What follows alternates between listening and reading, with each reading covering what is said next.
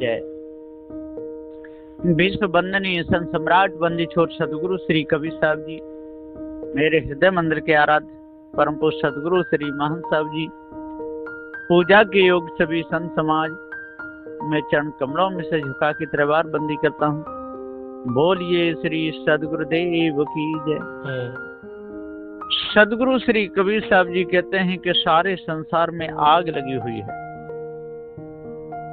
और ऐसी वो आग लगी है कि दिखती नहीं है। ईंधन कंडे की आग हो तो देख करके कोई बुझा सके, लेकिन वो आग दिखती नहीं। काम की आग, क्रोध की आग, लोभ की आग, मोह की आग, आशा तृष्णा छल छिद्र कपट की आग, ये लगी हुई है।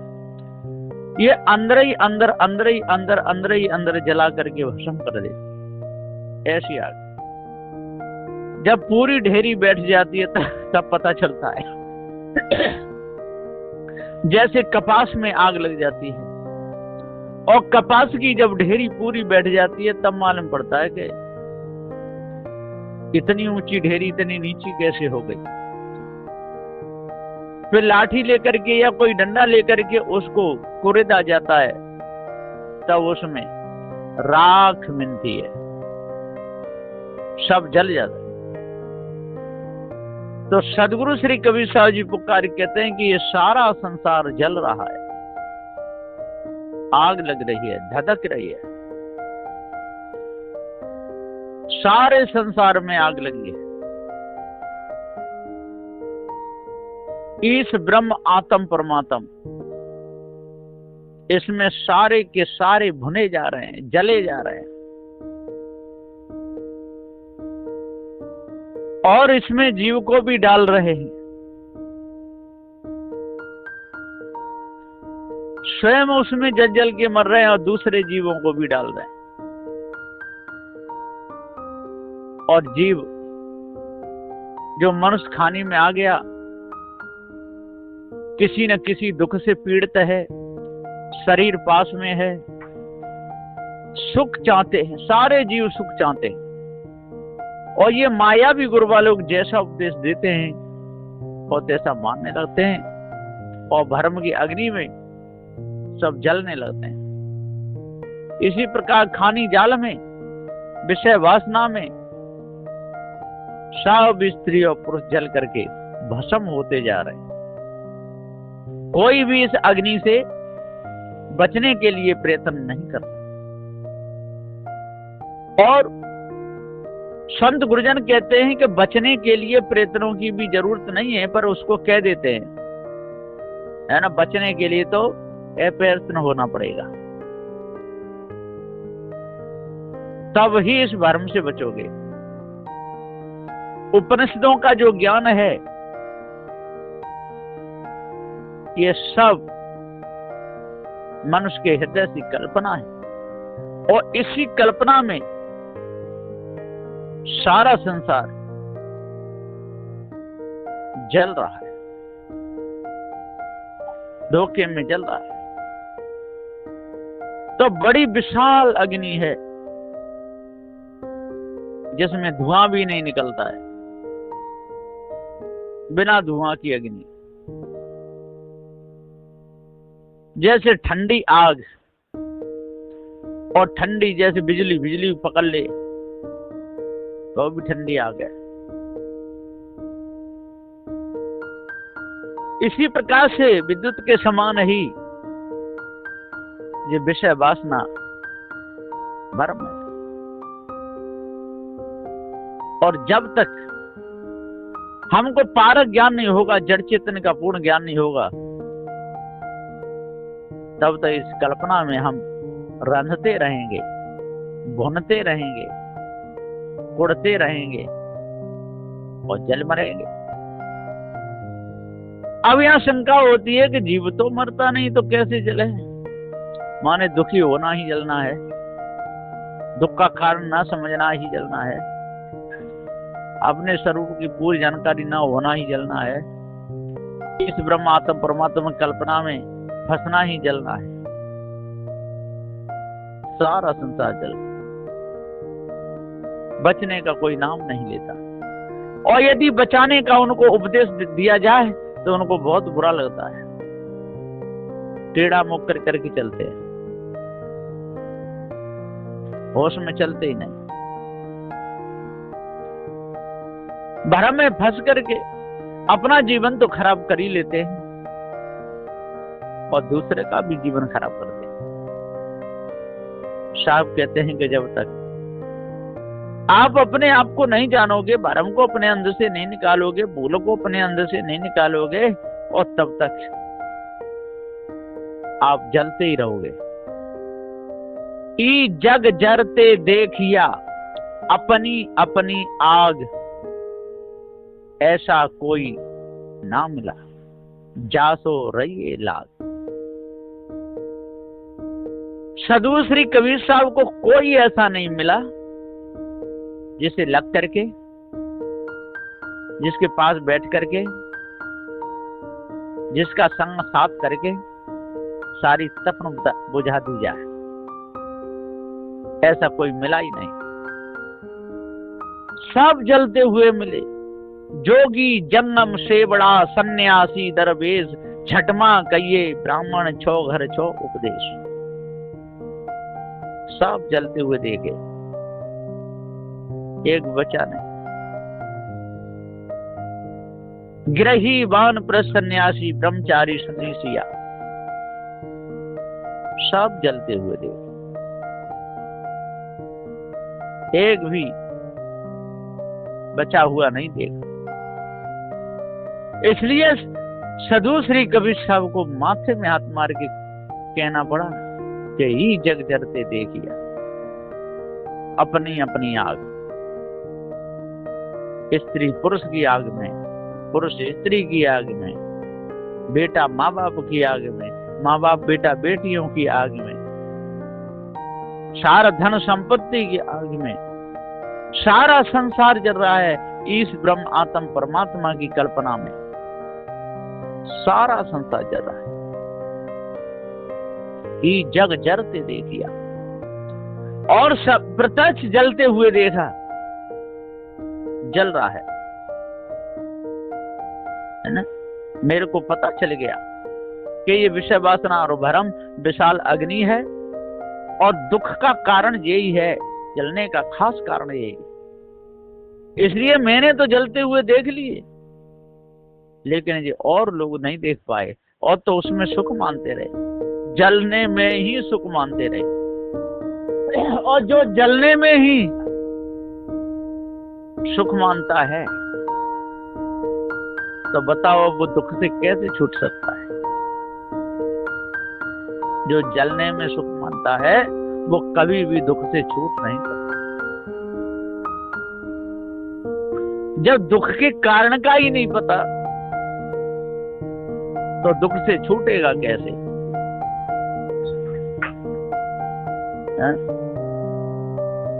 सदगुरुदेव सत्यनारायण की बात कहते हैं, भ्रम कल्पना से छूटने की बात कहते हैं। आचार्य सदगुरुदेव जी, श्रीमान साहब जी कहते हैं कि मनुष्य प्रयत्न पर प्रयत्न करता हुआ चला जाता है,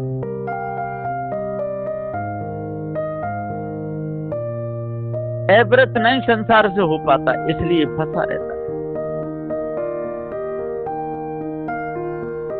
सारे संसार में प्रयत्नों को करना छोड़ दे, प्रयत्न पर रोक लगा दे, यात्रा वहीं पूरी हो जाएगी। लेकिन वासना मिटती नहीं, इच्छा मिटती नहीं, तो यात्रा पूरी होती नहीं। बार बार शरीर धारण करता है और बार बार यात्रा के लिए तैयार हो जाता है, और इस संसार की यात्रा कभी पूरी होने वाली नहीं है। विषय वासना और भ्रम पे यदि रोक लगा देगा तो यात्रा पूरी हो जाएगी। पूर्व अवशेष संचित, प्रारब्ध अवशेष संचित और वर्तमान अवशेष संचित। पूर्व अवशेष संचित में से ही प्रारब्ध बना, उस प्रारब्ध का आज हमारे पास शरीर है।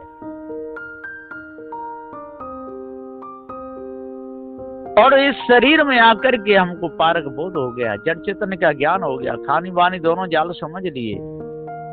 जिन कर्मों के द्वारा अंतःकरण गंदा होता है वो कर्म भी त्याग दिए।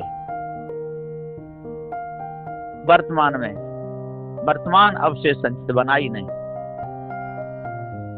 ऐसे कर्म भय ही नहीं कि संचित में जाकर के फिर जमा हो, पूर्ण रोग लग गई। और पूर्व अवशेष संचित से जितने में से प्रारब्ध बना वो हमारे पास शरीर है। इसमें जो भी होगा सुख दुख आएगा। और वर्तमान में हमने रोक लगा दी तो जो पूर्व अवशेष संचित था, जो प्रारब्ध जितने का बनेगा उतने का बनेगा, जो बचा रह गया था, और वर्तमान में हमने रोक लगा दी पूर्ण, तो जो पड़ा रह गया था वो नष्ट हो जाएगा, वो भस्म हो जाएगा। फिर वो जीव आगामी शरीर को धारण नहीं करेगा। और वर्तमान में रोक ना लगाए, और पूर्व अवशेष संचित पड़ा हुआ है, और जितने में से प्रारब्ध बना वो भोग करके पूरा हो गया, और वर्तमान में हमने रोक नहीं लगाई तो उसी में जाके फिर शामिल हो गया।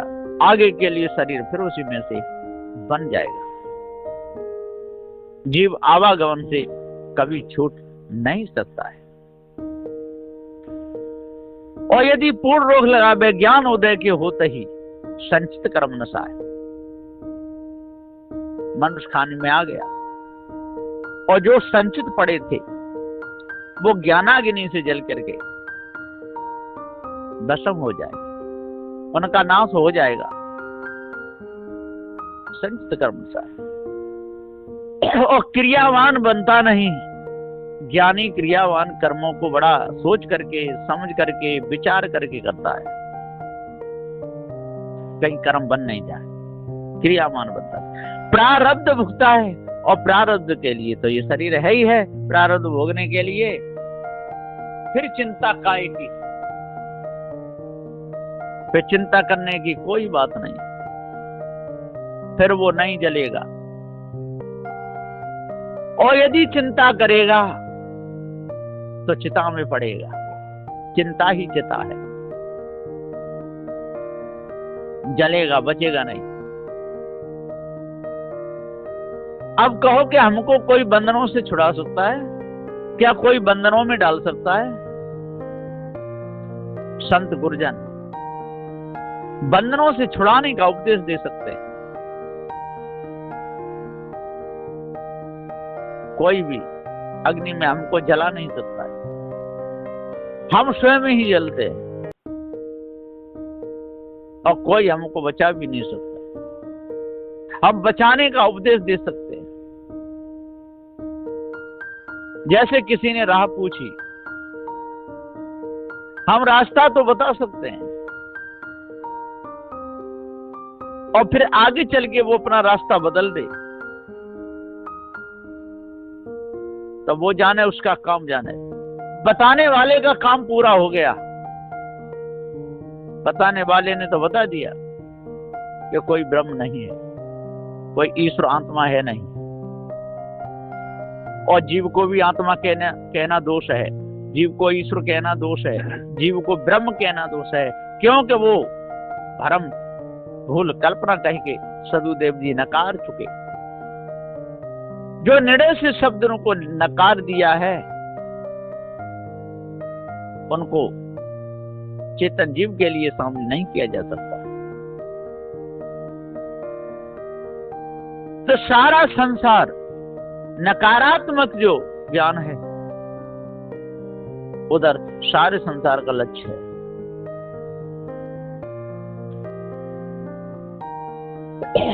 और जिसने उस कल्पना को बढ़ाया, कल्पना करने वाला कौन है? इधर किसी का लक्ष्य पहुंचता ही नहीं। सबका लक्ष्य कल्पना की तरफ जा रहा है, सबका लक्ष्य इस ब्रह्मात्म परमात्मा की ओर जा रहा है। और ये इस ब्रह्म आत्म परमात्मा की कल्पना किसने की? ये लक्ष्य किसी का है ही नहीं। सबके सब कल्पनाओं को खोज रहे हैं, सबके सब परछाई से काम लेना चाहते हैं। ये परछाई आई कहां से, परछाई है किसकी, ये किसी को पता ही नहीं है। वृक्ष है तो छाया है, छाया है तो वृक्ष है, ऐसा नहीं। वृक्ष है तब छाया है। ये चेतन जीव है और पृथ्वी जल वायु अग्नि 4 तत्व हैं। इनके मेल में ये सारी कल्पना है। कल्पना मिथ्या, कल्पना धोखा है। निर्णय से जो सिद्ध ना हो उसको मान नहीं सकते। तो ये ईश ब्रह्म आत्म परमात्म निर्णय से सिद्ध होता ही नहीं है। लेकिन सारे संसार के लोग इसी भास में और भ्रम रहे हैं, इसी धोखे में सब डोल रहे हैं। कोई इस धोखे से बचना नहीं चाहता, कोई बचना चाहते भी हैं तो उनको भी लोग भरमा देते हैं, और कोई बच के आ गए हैं तब भी वो नमक की कंकड़ी और दांत में दबा करके रखते हैं। और नमक की कंकड़ी दांत से दबी हो तो और मिश्री के पहाड़ पे आकर के यदि कोई चाटे तो मिश्री का स्वाद मिल ही नहीं सकता। मिश्री का स्वाद जब ही मिलेगा जब मुख की कंकड़ी निकले। इसी प्रकार से पारख ज्ञान तब ही होगा पूर्ण जब ये ईश ब्रह्म आत्म परमात्मा रूपी कंकड़ी निकले, दूर हो। मुख की बदबू जब तक दूर नहीं होगी जब तक पायरिया का रोग ठीक नहीं हो। यदि दांतों में पायरिया है, दांतों में खून निकलता है, दांतों में पीव आता है, बदबू आती रहेगी।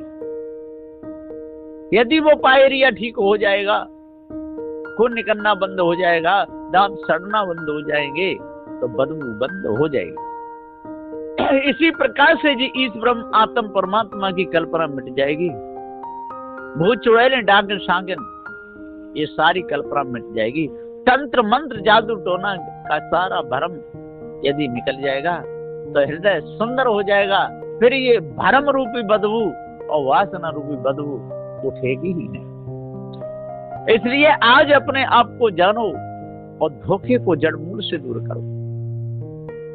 जब धोखे को जड़मूल से अपने अंदर से आप दूर कर दोगे तो अग्नि में जलने से बच जाओगे।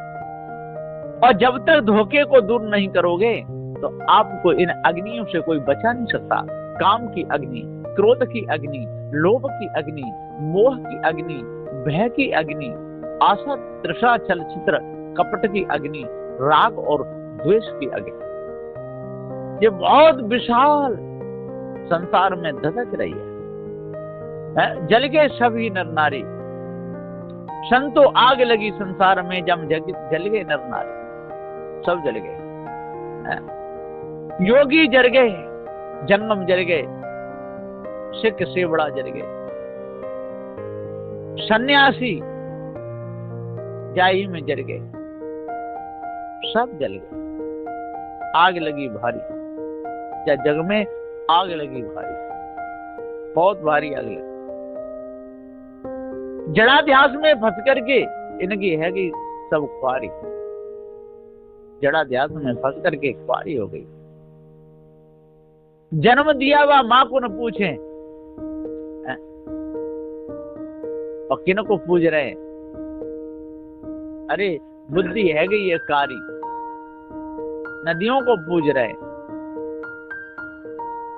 वहां पर जाए डुबकी लगा रहे हैं, पूजा कर रहे हैं, आरती कर रहे हैं। ऐसा है इन धर्मकों का धर्म, उसको धर्म कहते हैं। धर्म नहीं, वो कर्म है। यदि कर्म अपने सुधारोगे भाई तो तुम पर जुर्म है ना ईश्वर खुदाई। यदि कर्मों को सुधार लोगे तो आप पर कोई जुर्म नहीं।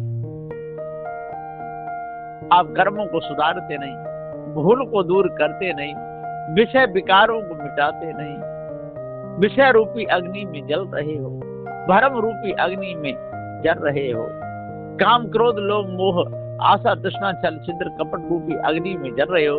तो आप बताइए कि हृदय की जलन कैसे बंद होगी? कोई सवाल ही नहीं है कि हृदय की आग बुझ जाए। ये विशाल अग्नि है। इसलिए अपने आप को जानना चाहिए, भ्रम को मिटाना चाहिए, भूल को दूर करना चाहिए, काम क्रोध मद मोह लोभ पर विजय प्राप्त करनी चाहिए, जड़ और चेतन का भेद अच्छे प्रकार से जानना चाहिए, इस ब्रह्म आत्म परमात्मा की कल्पना को अपने अंदर से हटाना चाहिए। और जब तक ये कल्पना अपने अंदर से नहीं हटेगी और हम जब तक जानेंगे नहीं, तब तक हमारी मानंदी सारी झूठी ही रहेगी। जाने तो मानंदी सत्य हो, बिना जाने मानते हैं, इसलिए सौदा नकली आ जाती है। बहुत से लोग बाजार में जाते हैं सौदा खरीदने और जानकारी पूर्ण है नहीं, तो असली की धोखे नकली खरीद लाते हैं। और जब असली की जिनको जानकारी है वो बताते हैं अरे भैया ये तो नकली है। और वो जिससे खरीदते वो कहते देखो भैया बिका हुआ माल वापस नहीं होगा। जब माल बिक गया तो वापस फिर कैसे होगा? फिर वहां जा भी नहीं सकते, और जाएंगे भी तो वो पहले ही कह दिया, हमने पहले ही कहा। और यदि वापस भी करेगा तो पैसे काटेगा। बहुत से लोग सौदा बेच देते हैं, खरीदने वाले ले आते हैं, लिखा भी रहता है बिका हुआ माल वापस नहीं होगा, और फिर वो जाते भी ज्यादा कहते हैं तो कुछ पैसे काट करके तब पैसे वापस करते हैं। इसी प्रकार से ये सारे संसार के लोग हैं, सब नकली माल बेच रहे हैं, जार के नकली माल बेच रहे हैं। और कोई कोई तो नकली भी नहीं बेच रहे है ना उन पे असली है न नकली है, केवल भ्रम भूल कल्पना ही कोई बेच रहे। भूल को लाखों रुपए लेते हैं, आपकी मनोकामना पूर्ण हो जाएगी, देते कुछ नहीं, सिर झुकवा लेते हैं, एक थावी और पीठ पे मार देते हैं धमाक सीधे कि जा तेरे सारे कर्म बंधन कट जाएंगे। वो पहले कह देते नहीं हाथ नहीं रखेंगे, वो हाथ रखते ही नहीं। क्यों? फिर भेंट चढ़ाते 151 रुपया, तब भी हाथ नहीं रखते, क्या अभी गुरुजी खुश नहीं है। फिर 551 चढ़ाते हैं, तब भी नहीं हाथ रखते, गुरुजी अभी खुश नहीं है। फिर 1100 रुपया चढ़ाते हैं कि नहीं नहीं अभी गुरुजी खुश नहीं है। फिर 2100 रुपया चढ़ाते हैं, तब भी गुरुजी खुश नहीं। जब 5151 चढ़ाते हैं तो थोड़े से मुस्के आते हैं कि हाँ अब गुरुजी खुश होने वाले हैं। फिर 11,000 चढ़ाते हैं तो और ज्यादा हंसते हैं। फिर 21,000 चढ़ाते हैं तो धपाक सीधे एक हाथ पीठ पे मार देते हैं कि जा तेरी सारी मनोकामना पूर्ण हो जाएगी। अब वो खुश हो गए, खुशी का ठिकाना नहीं रहा। ओहो गुरुजी का हाथ हमारी पीठ में लग गया। अरे पीठ में तो लगा, लेकिन उसका धंधा चल रहा है, उस हाथ लगने से कुछ होने नहीं वाला।